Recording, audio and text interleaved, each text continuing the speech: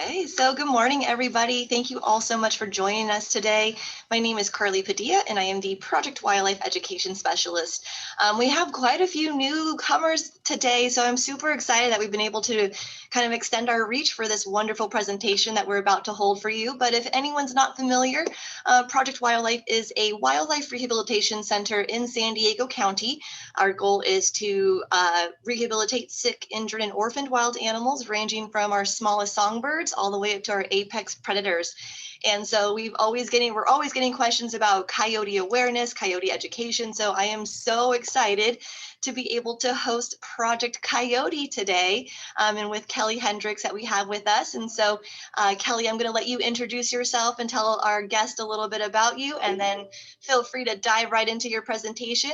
If anyone does have questions throughout the program, please go ahead and throw them into the Q&A box.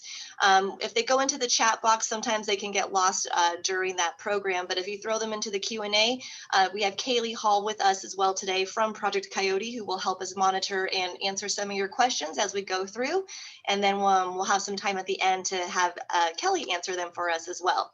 So Miss Keli, I will let you take it away, and again, thanks everyone for joining us today. Okay, let me unmute myself. Let's see. So I go ahead and share screen now, I guess then, huh? Yes. Okay. Let's see. There. How's that look? Perfect. Good. Oh, perfect. Okay. Yeah, hi, my name is Keli Hendricks. I'm the Ranching with Wildlife Coordinator for Project Coyote, and I am going to tell you a little bit more about myself within this presentation, but I'm really excited to be here today to speak to you because solving human wildlife conflicts is my passion. It's what I'm most excited about. I love doing it. And whether you love coyotes or hate coyotes, I promise you will leave here with more information about them, a better understanding of them, and how to live peacefully with them while keeping your pets safe. So for those of you that don't know, Project Coyote, we're a national nonprofit, and we promote compassionate coexistence with humans and wildlife through education, science, and advocacy. And we advocate for native carnivores, for all native carnivores, not just coyotes. We just use coyotes as a flagship species because we feel like if we can teach people to coexist with the most persecuted mammal in North America, we can teach them coexist with all wildlife. So these are some photographs I took of some of the wildlife at the Wildlife Center where I volunteer, and I'll be speaking a little bit more about that too. So my husband and I are predator-friendly ranchers. We live and work on a cattle ranch where he's managed the cow-calf operation for over 25 years. And over those years, we've raised thousands of calves alongside lions and coyotes and all kinds of predators without killing a single one. And we suffer very few losses. So I got involved with Project Coyote because living in ranches most of my life, I saw so many conflicts between humans and wildlife and our livestock that were needless. And I saw so many animals killed on both sides of the fence that I knew when I was a professional horse trainer, and I knew when I quit training horses that I wanted to devote my time and my life to learning more about the issues and then educating people about them. And that's what I've been doing. And I found Project Coyote, and I was super impressed with their science advisory board and the work they do and how it was all science-based. So that's when I joined them and started doing this kind of work. And I've been immersed in it ever since. It's all I do. And working with animals has been all I've done my whole life. And I'm really passionate about trying to prevent conflicts between humans and wildlife. And I included this slide in here because I thought it was a great representation of why just the fact that we have wildlife around us doesn't necessarily mean that we're going to be in conflict with them. This is a picture taken on the ranch where I live in 2018, I think, when the fires were going through Sonoma County. We lost a couple hundred acres. And this hillside that there's a picture of on the left is usually covered in really tall grass, and it's right above our barns and corrals. But after the fires, I was hiking with my pig, who's there on the right, and we found a coyote den, which that she's trying to fit herself into over there. But it wasn't surprising within itself, because we know there's a lot of coyotes around us and on the ranch. But what made it interesting was the location, because it's directly above the corrals and barns where we keep our most vulnerable animals, like our orphaned calves, where we bottle feed them. They all live in that barn and use those corrals right there. And we've never lost a single one out of there from predation, even though the coyote's den looks directly into it. So I thought that was interesting. So as I mentioned, I'm also a volunteer at Sonoma County Wildlife Rescue. This has when I started working with Project Coyote, I thought I need to work with these animals hands-on too, to learn even more about them and how to prevent conflicts. And so that's what I did. I've been a long-time volunteer there, and I've worked in the hospital, and I foster orphaned wildlife. And these are some of photographs of some of the babies I've fostered over the years. Last year alone, I think I fostered 50 babies. This year already, I have raccoons and squirrels and skunks, and they'll all be released back into the wild after I raise them. But it's exhausting work, and I'm usually pretty brain dead this time of year because I've been feeding babies all night long. But what I've learned from it, a couple of things that are super important. One is that we often think about how much wildlife impacts our lives or our pets and things like that. But what became clear to me is how much more we impact them, because almost every single animal that comes into wildlife rescue is there due to human impacts of something we've done to them. So even though we often look at them as a problem, the reality is that we are a far bigger problem to them than they ever are to us.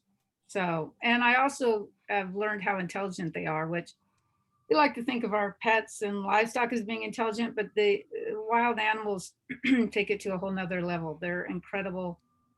It's been a really, one of the coolest things I've ever done working with them. So, and because people sometimes accuse me of just being, oh, you just love coyotes and you don't care about other animals.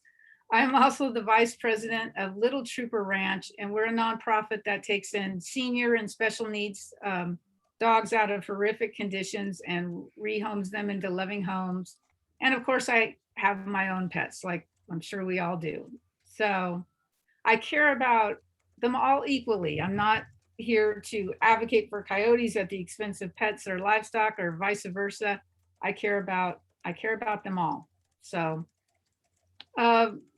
what do coyotes look like? We've probably, all of us have, at this point, have seen coyotes in the wild, and but it's still, even though most of us have seen coyotes, there's still common misconceptions about how big they are, because every day I hear someone telling me I saw a huge coyote.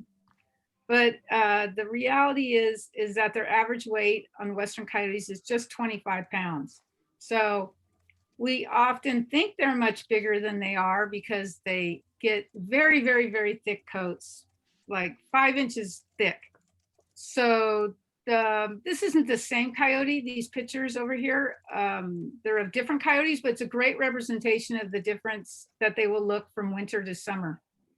And coyotes are often compared to German shepherds. People say they're about the size of a German shepherd, but the reality is German shepherds are 3 times the size of a coyote.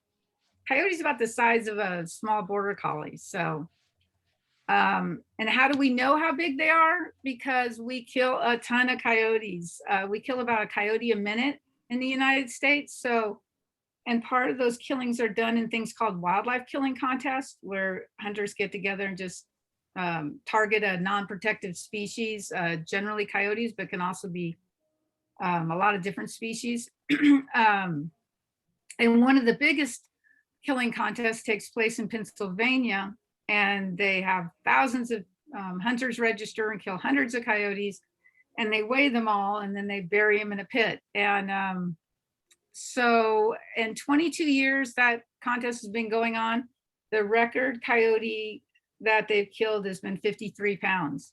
And that's eastern coyotes, which are bigger than western coyotes by about 10 pounds on average. So still very small, but a little bit bigger than our western ones. So I think the biggest coyote ever recorded was killed in Wyoming in like 1920, and it weighed 75 pounds. So they're not very big. And then another common thing I hear is people say, well, why are they here? And I lived here years ago and I never saw coyotes. Now I see them all the time. Maybe they're overpopulating, but that's not the case. The reason they've expanded their territories like they have is back in the day, before European settlers came to this country, the coyotes were mainly on the plains and the prairies. And then because they stayed out of the other areas, which were inhabited by wolves and grizzly bears and mountain lions. But we eliminated all the top predators to protect our livestock. And we took down a lot of the heavily forested regions, which coyotes tend to not like as well. And so it helped coyotes, it allowed them to expand their territories into areas they no longer had to worry about being killed by wolves or grizzly bears. And so they began an expansion all across the country. And also urban sprawl, our urban areas are now, there's less natural space available for them. And our urban areas offer great habitat for wildlife with our parks, our cemeteries, things like that. And we should, those kind of attractants that having humans around provides. Where there's humans, there's rodents. And where there's rodents, there's wildlife, which is another thing I learned when I started working with the wildlife rescue, is how many rodents all these animals eat, from skunks to bobcats to opossums. And I'm sure the people in San Diego can attest to this too. We feed a ton of rodents. So we're actually very lucky to have all the, raccoons and all these animals in our neighborhoods, because they provide us with free rodent control. So coyote packs are just families. And within those families, only the alpha pair, the alpha male and female, breed. And they're territorial. And this is important to understand, because there will only be so many coyotes in a given area, because they won't tolerate other coyotes in their territories. So they won't overpopulate an area. They mate for life, and they're monogamous. They're one of the only 5% of mammals, I think, that are truly monogamous. So, and all the members, the fathers and the siblings, they all help raise the young pups, and they have very, very strong family bonds. So, and just to understand their lifestyle, it's good to have an idea of what this is, their life cycle, so that you can understand what they might be doing certain times a year. Winter is their mating season, and spring is when they give birth. Right now is when they're all having their babies, and this is the only time of year they will use their dens. Once the babies are weaned, they'll be living up above ground. So summer, they'll be raising their pups. You might see more coyotes during the day, because the parents are working overtime to feed the babies. Fall, we call dispersal season, but it can happen any time of year. And that's when the older siblings leave the pack. And the litter size is about 6, but half won't survive the first year. It's tough out there in the wild.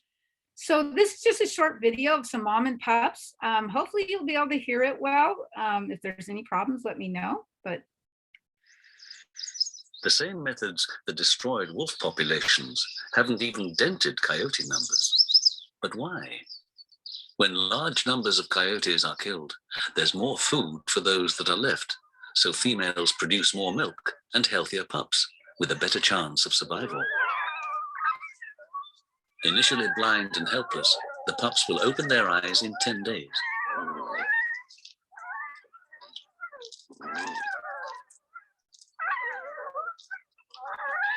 The mother nurses them inside the den for 4 weeks, fed by the male and younger pack members.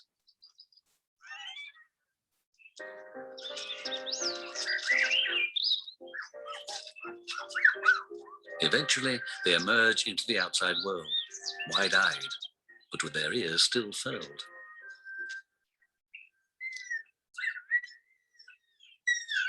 Even at this highly tender age, they demonstrate the typical coyote enthusiasm for singing.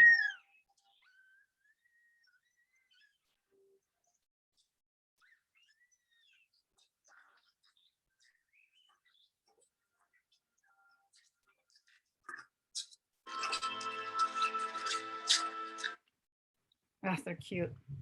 So people often say, well, if they're not big fans of coyotes, they wonder, well, why can't we just get rid of them? I don't want to have to worry about them living in my neighborhood.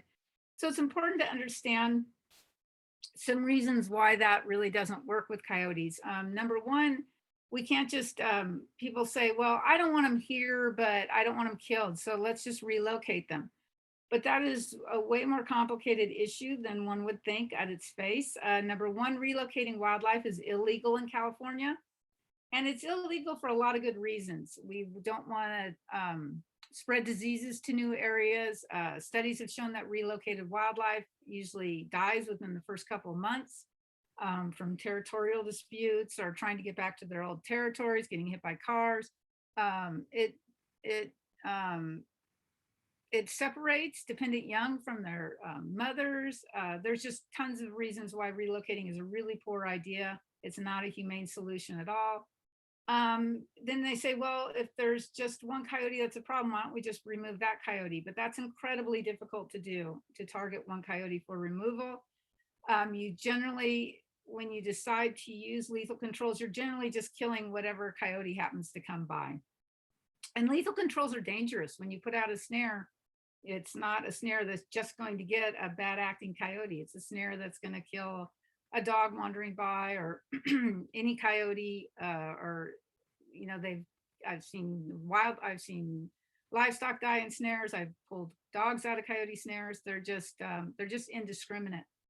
And then there's the coyote math, which we say that one coyote minus one coyote equals one coyote. And what does that mean? That means killing them really doesn't work. And this is why. When you have a stable coyote pack, this graph shows that would be there on the left with the alpha male and female, the young pups of the year, and then the older siblings. Within that stable pack, only the mom and dad will breed, and all the rest of the members will be behaviorally sterile. But if that pack gets fractured through indiscriminate lethal controls, what happens is all those members can start breeding. They'll be breeding at younger ages and having larger litters in which more pups survive. So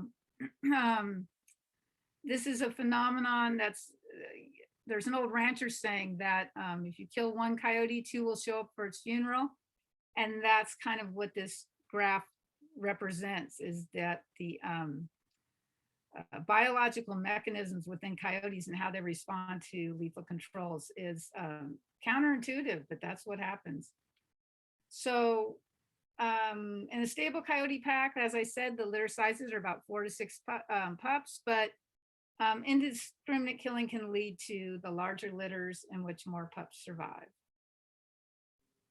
So what do coyotes eat? Well, they're omnivores, so they eat just about anything, but far and away rodents are their favorite food. They are scavengers, so they're opportunists, but pets are rarely consumed. They like to stick to their natural diet.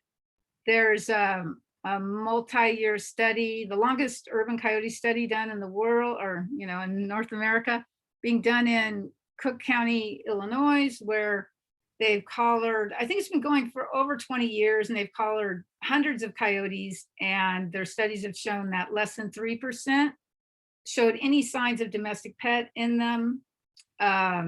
There's one done in Los Angeles. It's a newer study, smaller amount of coyotes studied, but the percentage of pets in those coyotes was higher. I think it was just in the teens, but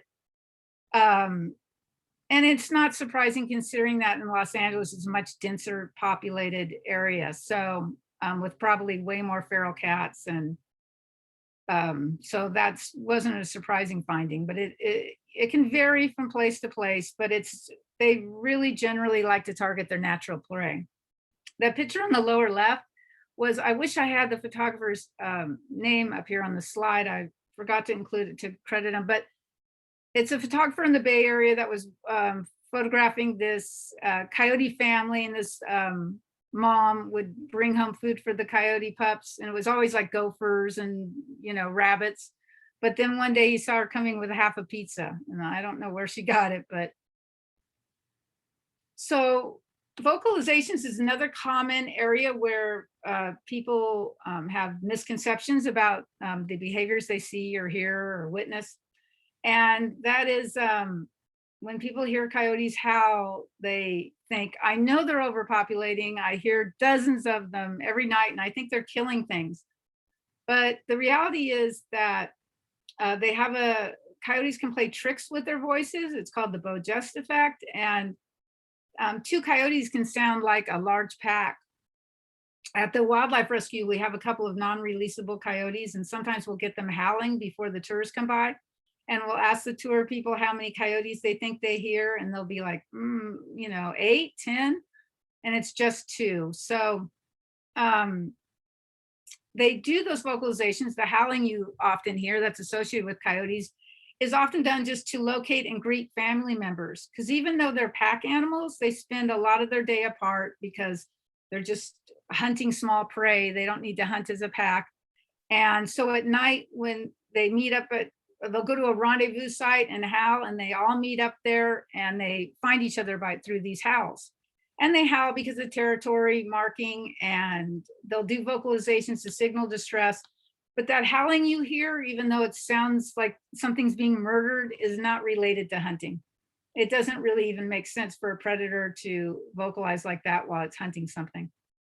So this is a video, trail camera video of some coyotes howling.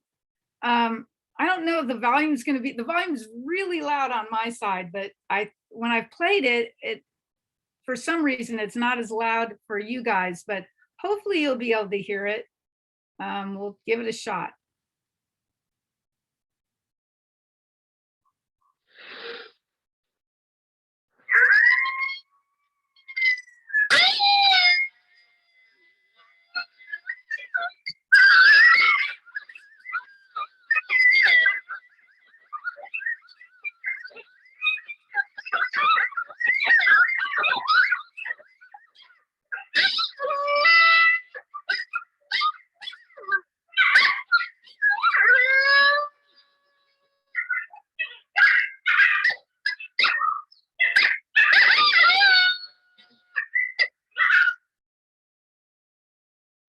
I don't know if that worked on your guys' end or not, but it's ear splitting on my end. But that, if you could hear it, that was just probably 2 or 3 coyotes, but it sounds like something definitely being murdered there.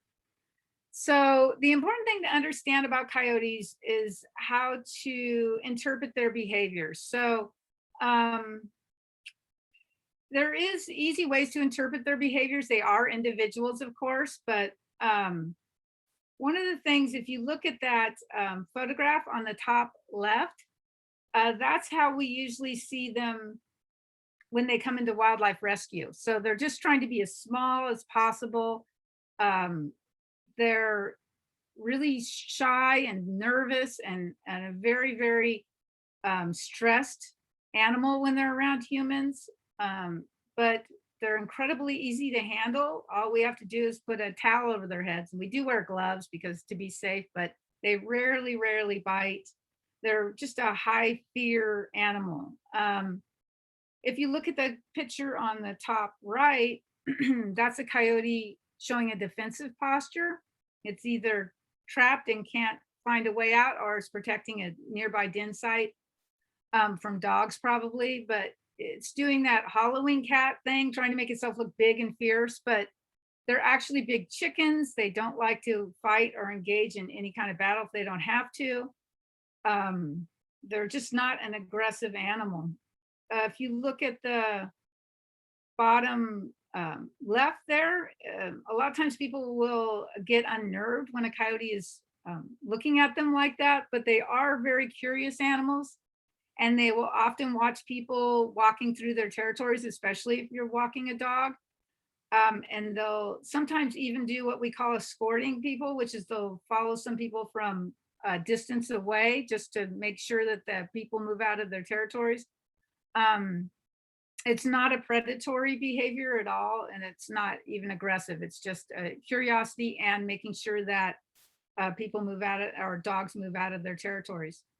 The picture on the bottom right is an animal rescue person, Rebecca Dimitrich. She does field rescues all the time of tons of wildlife.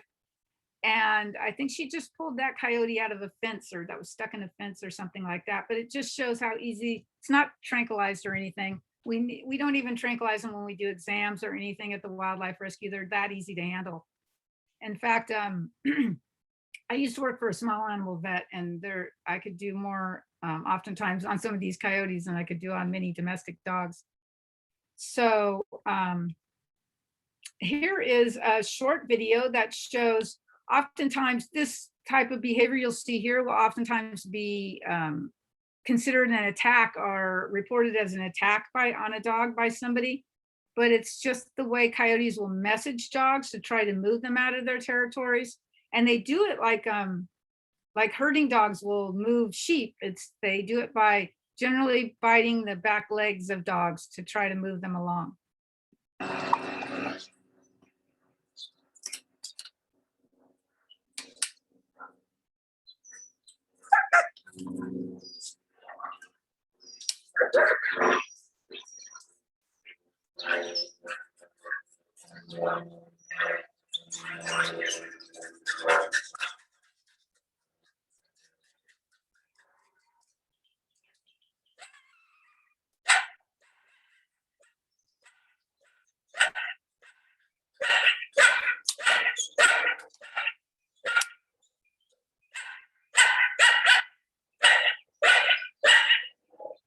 So if you hear those vocalizations at the end, that's their kind of distress bark. That's what they do when they're annoyed or distressed about something. So the reason we come into conflict with wildlife almost every single time is because of feeding wildlife, which humans do either intentionally or unintentionally. Sometimes it's intentionally, like this guy here on the bottom left who's feeding this coyote. And it's amazing in this day and age with what we know that people still do this, but it's a huge, huge problem. And almost every time that coyotes are reported as being a problem, it can always be traced back to coyotes that were being fed. If some of you are old enough to remember back in the day, this used to be a huge problem in national parks. People were feeding bears, and the bears grew aggressive, and tons of problems ensued. So they undertook a huge campaign to educate the public about the importance of not feeding bears because they were having to destroy a bunch of them. And since then, it's rare that a bear has to be destroyed because of this kind. Most people are aware that you can't just go into a national park and camp or something with a bunch of food on you, because it will attract bears and be a problem. So that same tip applies to all wildlife in our urban areas. It's never good when they start to associate humans with food. So things like feral cat stations can be a big problem. Not only, as you can see there on the far right with the skunk eating at the bowls, it attracts a bunch of wildlife to areas that they shouldn't be. And so we encourage the people feeding feral cats to feed at elevated platform, like the one you see above that photograph. And that way wildlife can't access it. And the aluminum skirt you see on the bottom of that elevated platform is to keep opossums and raccoons from being able to enter it. So we also encourage them only to feed as much cat food as the cat can eat in a couple hours. And this way it's safer for the cats and safer for wildlife. So also, as we can do as individual people, individual homeowners, we can pick up bird seed under our feeders. which mostly attracts rodents, and where there's rodents, there's going to be wildlife. So it's a good idea to keep that cleaned up for both those reasons. You don't want rodents or wildlife probably in many of your yards. Don't leave pet food out at night. Keep your trash and compost areas clean and in containers that wildlife can't access. Pick up fallen fruit from trees, also a huge rodent attractant, and coyotes like the fruit from trees. I've even seen videos of coyotes climbing into apple trees to get the fruit. So, and if you have koi ponds or chicken coops are a huge rodent attractant, so keep that in mind. But also, you have to have the coops predator proof, or you're going to lose chickens. That's just the way it is. And with ponds, there's things you can do in ponds. Ponds are obviously going to be a huge attractant for all wildlife, but there are ways to keep your fish safe and keep your ponds inaccessible to wildlife with grates and other things that I can.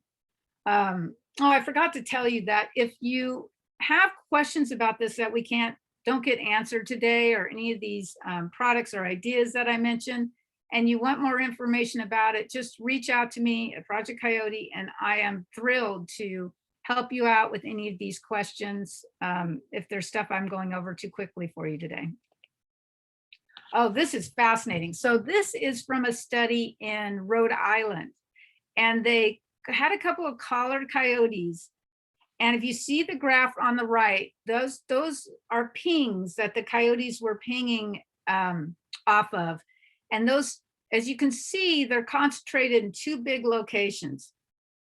And when, and in those two, both those two locations, they were having lots of complaints about the coyotes, about conflicts. So animal control officers went out, and they knew somebody must have been feeding at these two locations because they were pinging so strongly there. And they went out there and they did find feeders at both locations. They cited them, explained to them why they had to stop feeding. And then the bottom graph on your left is shows that 2 weeks later, that's the amount of times the coyotes were pinging in that area, which is one time. That's the difference it can make when you stop feeding wildlife. So the single most effective way to remove coyotes is to remove attractants, and that's a great illustration of that. So people are often worried about coyotes being dangerous. Honestly, it's a lot of fear mongering. Nothing you can say is 100% never dangerous, but coyotes are about as low as you can get on the scale. Coyotes bite on average about a couple of dozen people a year in North America, and most of those are very superficial. So to compare to something we're more familiar with, let's say dog bites. So dog bites per year in just in the United States, on average, 4.5 million people. And they kill about 35 people every year, many of them children. I don't want people to be scared of dogs either, but it's just, it helps keep things in perspective of the dangers that coyotes pose to people. We don't consider dogs dangerous, yet they're clearly statistically so much bigger of a danger to humans than coyotes. In fact, things like statistically, you're more likely to get injured by a flying champagne cork than a coyote. And as far as our pets go, the dangers they pose to them, vets will tell you that the most common injuries that pets are admitted for in veterinary hospitals are ingestion of foreign bodies, hit by cars, that's about 6 million pets a year, and then dog fight wounds and cat fight wounds are number 3 and 4. And so if we're going to worry about dangers to our pets, it's usually other pets that pose that danger. And I can attest, after working in small animal vet hospitals and in the wildlife hospital, we get multiple cases a week in the wildlife hospital of wildlife attacked by pets, but I can't remember a single case at the vet hospital of pets attacked by wildlife. So if a coyote does hanging around the neighborhood too much, or seems like it's just getting a little too comfortable, what's the best course of action to take? That would be to haze it. So so when do you haze a coyote? You haze a coyote if it approaches you, your pet, your home, or your yard. And how do you do it? You do it by acting big, bad, and loud. And you continue doing that until the coyote runs off. And don't haze if coyotes are just might be protecting pups nearby, or if they're just being coyotes, being a respectful distance away, or if they're sick or injured. So this is just a short video that shows an example of a coyote that could use some hazing. This is at the UBC campus. A coyote out in the field just finished off a squirrel. Most coyotes in the city, they won't come within 150 feet of you. And if you try to walk closer, they take off. This one here is getting way too comfortable around people. I didn't see any signs of aggression, but I did see a picture of this coyote actually grabbing some food off of a bench where a lady was reading a book, and it came within inches of her, which is not good. Because say if that lady was hanging on to the food with her hand and the coyote snatched it out of her hand and accidentally bit her, well, the coyote would be put down then, and nobody wants that to happen. So people need to start hazing this coyote here. That means just scaring it away.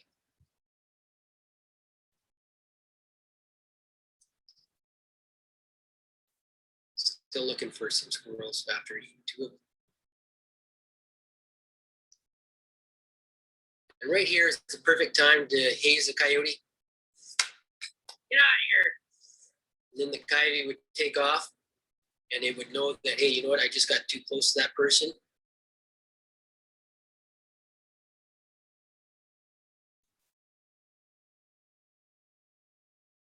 And right here too is a good time to haze a coyote. It's walking up to this lady. Get out of here. Go away, coyote, and then it'll take off. So let's try to keep Carter safe, and let's start hazing him a bit.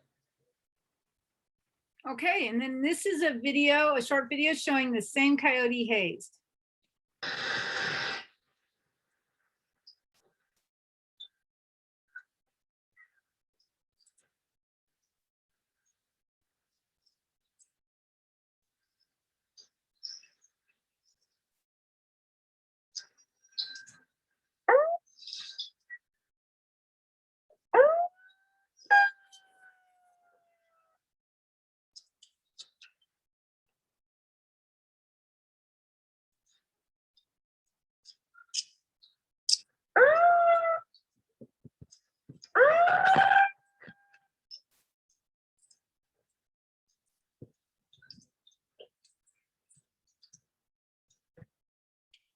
So the important thing to understand about that, because often people tell me, I try and haze the coyote, but it doesn't go anywhere. It just stares at me.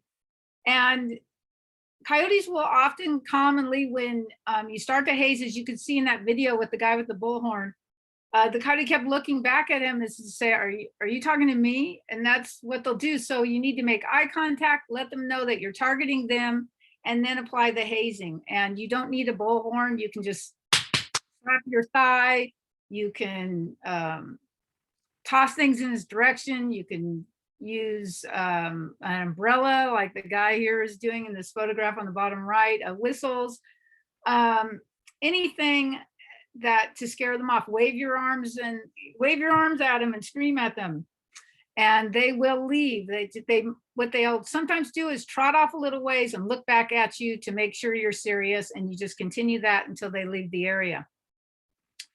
So to avoid conflicts on walks, there are some great things you can do that make it very easy. Number one, to avoid conflicts, the best thing to do is to keep your dog on a leash.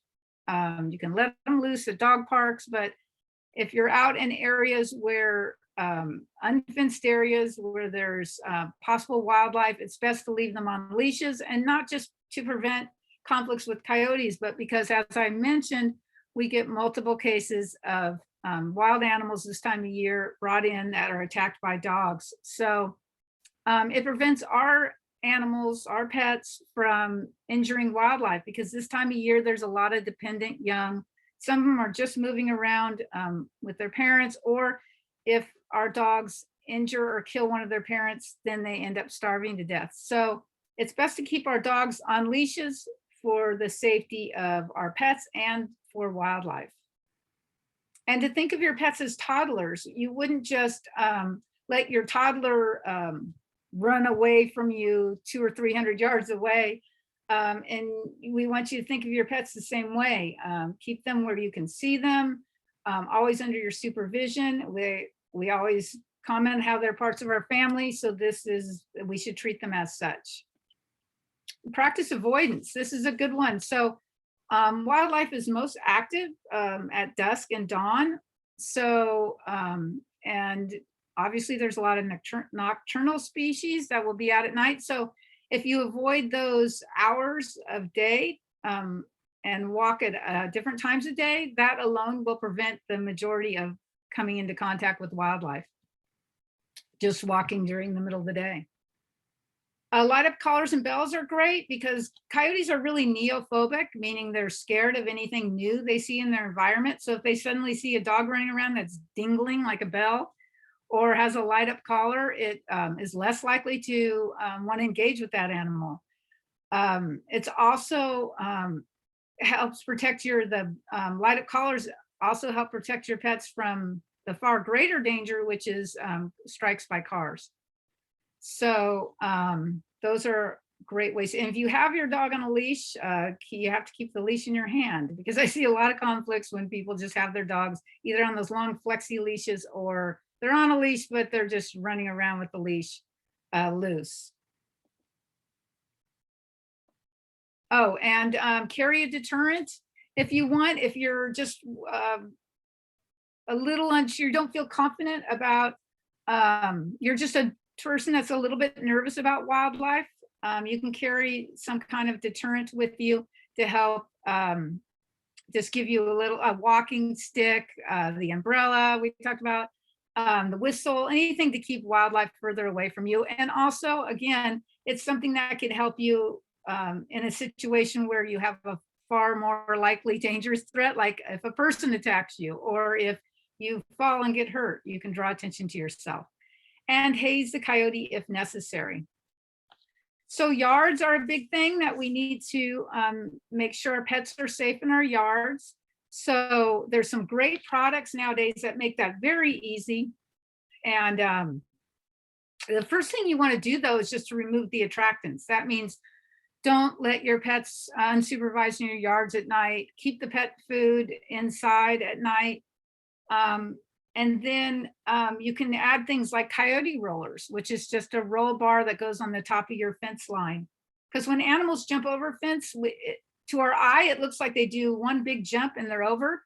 But the reality is they touch the top of the fence with their paws and push off halfway through the jump cycle. So these rollers are made so it just rolls them back off the fence. You can make homemade coyote rollers for a lot less expensive than the ones you can buy from the company. But it's a great product, and it's really effective. Also, dig defense. Back in the day, if we wanted to keep animals from digging under our fence line to get into our yard, you would have to trench the fence line and then bury hardware cloth, and it was quite a job.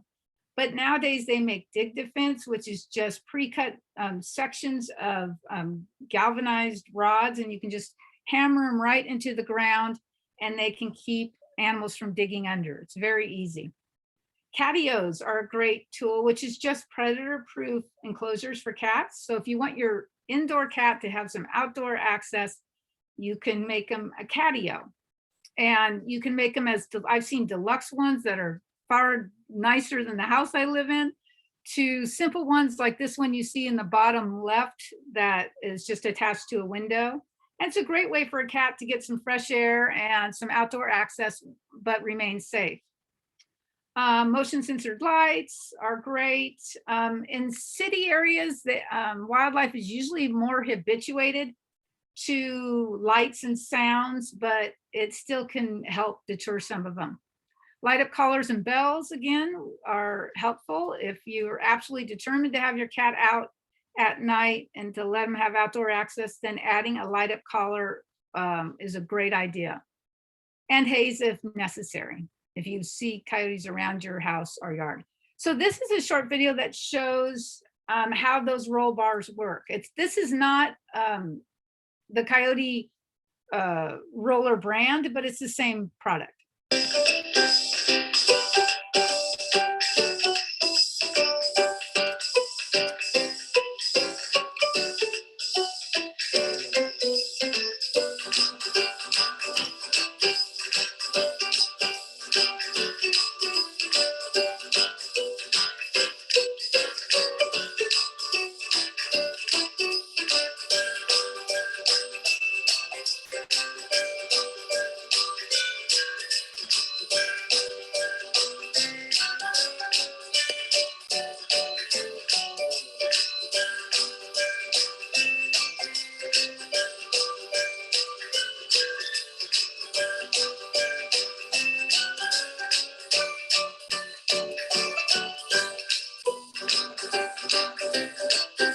I forgot to mention that another thing it's good for is keeping our pets in yards. So if you have a dog or cat that you want to keep in your yards, adding those coyote rollers is an awesome way to do it.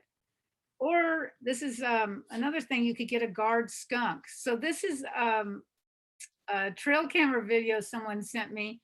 There's no volume to it, but it just shows there might be some alternative guard animals we hadn't thought of that are effective.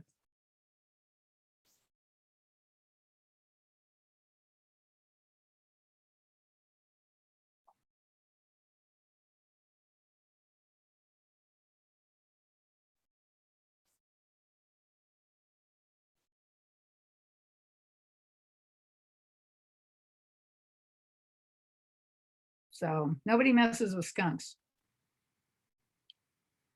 So if it wasn't for coyotes, let's say we could magically get rid of all the coyotes, could you then leave your pets and kids outside unsupervised? No, of course not. You'd be in the same situation you're in now, because pets and kids do stupid things, and there's other dangers out there. There's other things dangerous out there to them rather than just coyotes. There's human predators, there's owls, and of course our pets can be dangerous to other people. So you can magically get rid of all the coyotes in your mind, you'd still be in the same position. You need to protect your pets and keep them safe. So the takeaways I want you to remember from this is leashes are the #1 way to keep your dog safe on a walk. Supervise your small pets and kids when you're outdoors. Secure your yards. Don't feed wildlife. Haze coyotes if it's necessary. And if you have any questions, comments, or anything you want to reach out to us and contact us, I'm always happy to help in any way I can. And I'd like to finish up with just a kind of a fun little video to show some coyote behaviors. This one was a video from a trail camera from Peninsula Open Space Trust. And it was a covert wildlife crossing thing where they captured this coyote heading for a walk with a buddy.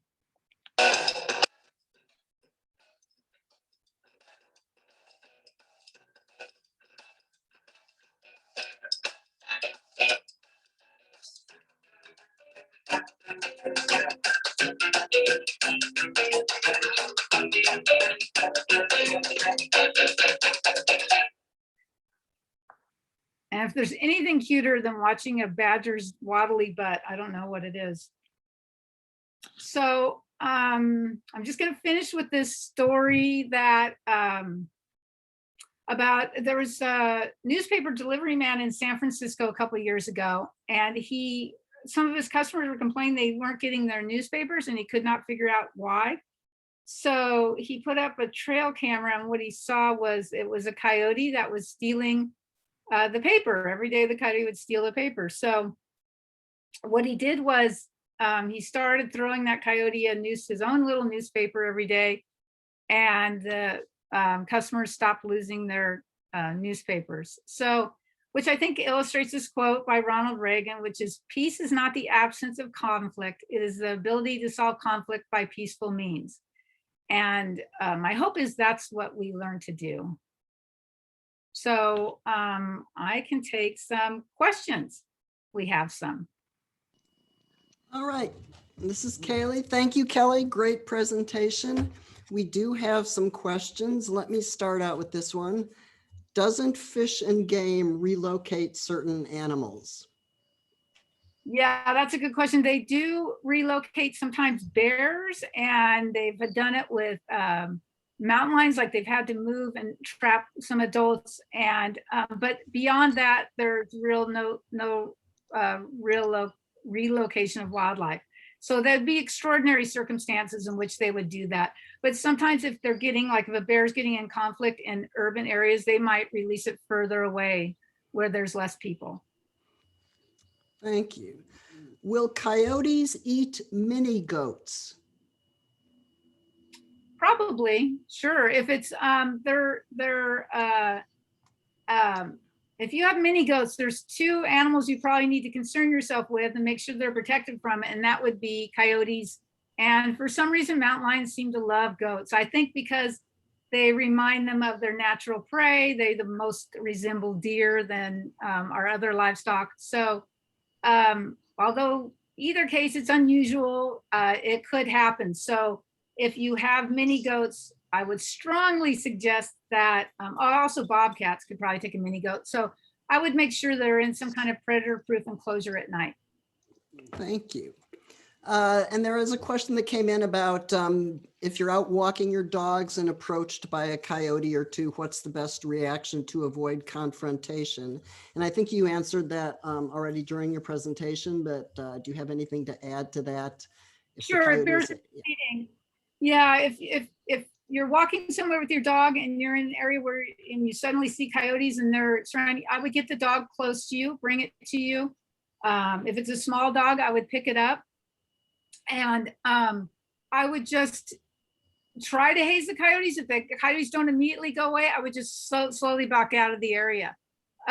Because it's possible they'll usually do that if there's a den site close by. So just to avoid any possibility of that, it's best just to leave the area if you can. You never want to obviously turn your back and run from any predator, dogs, mountain lions, or coyotes, because that can, if they weren't even considering attack, just seeing something run can elicit an attack from a predator because it can spark their prey drive. Thank you. Okay, here's a question from someone who lives near a pretty busy 4-lane, 45-mile-per-hour road with open spaces nearby that allow easy access from the space to the road. And sometimes coyotes will approach the roadway or walkway. Should they be hazed away or left alone? She's not generally seeing coyotes that have been hit, but maybe they're smarter about the roadways than deer tend to be. Yeah, you know, that study that I mentioned in Chicago, they've also noticed that the coyotes have learned to read the stop signs and they've learned to read the stoplights and have learned when to safely cross. Obviously, I don't think every coyote is smart enough to do that because we certainly lose a lot of them on the roads and the roads are just dangerous. Should you haze a coyote to keep it off a road? That's a really good question. Yeah, it couldn't hurt.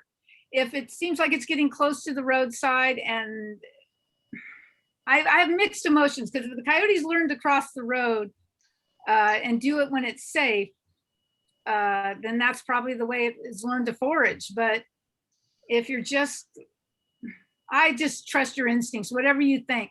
If it's a really busy road, it probably wouldn't hurt to haze a coyote away from it, which is another good point that I forgot to mention. If you are hazing a coyote because of human safety, make sure you're hazing it in a direction, like the guy in the video we saw, he was hazing that coyote away from the parking lot into a green area. That's the way you want to do it. You don't want to haze a coyote into traffic. Good But I had point. never considered that question before, whether you haze a coyote for the coyote's safety. Oh, we do that sometimes if a coyote with a den site is approaching homes or something. We don't want the coyote removed and lose the whole pack. So we will haze them sometimes to keep, yeah. So I would say yes. If she's worried that that road could be dangerous to coyotes, it won't hurt to haze them, yeah. Thank you. What do you think of the coyote vest as a way to protect dogs? I've seen those coyote vests before, and what she's referencing is that they make these, I don't know if they're Kevlar or some kind of protective material that goes around a small dog and has these little spikes that come up so that if something attacks the dog, it will keep it from biting hard. And I would say, sure, if you want to, it will protect your dog from the more common threat, which is attacked by a bigger dog. So if you have a small dog and it's just an extra level of protection, you probably don't need it, but it can't hurt. Okay, do coyotes use a lure strategy when hunting in packs where one of them acts as a lure or decoy? This is another common myth that has been spread about coyotes, that coyotes will send like a pregnant or a female in heat out to draw a dog back to an awaiting pack to be killed, but there's absolutely no scientific evidence that anything like that happens. What we do see happen is that dogs will chase a coyote, and when it chases, oftentimes other pack members are close by, and when that coyote gets chased, it'll often run back to where the rest of its family is, and then the rest of the family might come up and try to help protect it from that dog. But being as dog lovers as we are, our children are always the innocent ones, and we often interpret all that action happening as the coyotes luring dogs, but there's no evidence that that occurs. Thank you. Is it normal to see coyotes out at any time of day? Yeah, they're really not even naturally nocturnal. They've just become nocturnal to avoid humans. So it is, because you see one or a skunk or anything else during the day does not necessarily mean that anything's wrong with it. It's usually just a sign that they're working overtime to help raise their kids, like we have to do sometimes. So it's nothing, certainly nothing to be alarmed about. Okay, and then you talked about vocalizations, and there's a comment here, and I think this is actually a common interpretation. The yipping I'd always heard meant they just had a kill, but it seems that isn't correct. We live with a large hillside and have always had coyotes, so we hear them often. Yeah, that it is common that people believe that, but no, that's not the case. They yip to find each other, and it's actually really, I'm going to change the video I put in here with the vocalization for my next presentation because it doesn't seem to be playing well, but also I have another one that shows their behavior that you see when they do all see each other at these rendezvous sites, that they're yipping, and you'll hear the yipping, and it's actually very celebratory. And it's a joyful time. It sounds horrible. It sounds like something's being skinned, but it's actually very joyful and celebrating, and they are really having fun with each other when you hear those sounds. But I agree, it's hard to believe that that's what's happening, but yeah. Okay, do coyotes share a kill with other adults? With other Adults within their pack, yes, their family members. I mean, they don't generally have big kills like deer or something where like you'd see wolves, a whole pack around a big kill. But coyote mothers and dads will bring home kills for their dependent young. And the dad helps raise the kids right along with the mom. There's no slacker fathers in the coyote world. And even the teenagers, even the older siblings help raise the kids. So they will share, yeah. And there's been documented cases of coyotes where one mate is trapped in a foothold trap of another mate bringing food to the trapped coyote. That's it. No more questions. Oh my gosh, Kelly, this was an amazing presentation. Nothing but amazing comments coming through the entire time. Really yay. hope super hilarious too. And if anyone wants a guard skunk, let Project Wildlife know so we can release them in your area. Most people don't want them around, but you guys just saw how tough that skunk can be. Everyone, I will be sending out a follow-up email coming out next week. If Kelly doesn't mind, I will share your email with them, and if they have questions, I will also share this recording with everyone who has registered and attended. And then also, Fish and Wildlife of California has been holding a webinar, a series of information and taking comments from community members all across California. So they already did one, I want to say it was last month, and then they have another one coming up at the end of this month. And I will also share the access to the recording from the last meeting they had, and if you want to sign up to attend their next one coming up. But those were all with state officials, with animal control officers. They had great presentations talking about coyote awareness, since it really is a big hot topic issue, but it's really a great part on all of you attending today and getting this education and learning about coyotes. And really, they just are such a beneficial animal to a healthy ecosystem. And we really want to help these animals out as much as possible. So without any more questions, again, thank you all for attending this lovely Saturday morning. Click back if you want to attend any more of our Wake Up with Wildlife. It's the first Saturday of every month, usually, unless there's a holiday. And our speaker for June is actually going to be a speaker from Raptors Are the Solution. So it's rats. And they are going to be talking all about rodenticide poisoning and better solutions than using rodent poison to kill with those rodents, because we don't want to affect our natural predators like our coyotes, owls, bobcats, opossums, mountain lions, you name it. So click back onto our website, sdhumane.org. Check out that calendar for our upcoming talks. But thank you all so much. Thank you, Kelly. Thank you, Kaylee, for helping us get this all planned out. Thank you, Carly, for hosting this presentation and for helping us spread some good information. We appreciate it. Anytime, my friends. I love getting you guys on. This was just, I was so excited when Kaylee's like, yeah, we can do it. I was, oh my gosh, this is going to be wonderful. So thanks, everyone. Have a great rest of your weekend. And hopefully we'll see some of you guys back in June. Thank Bye, you. everyone. Bye.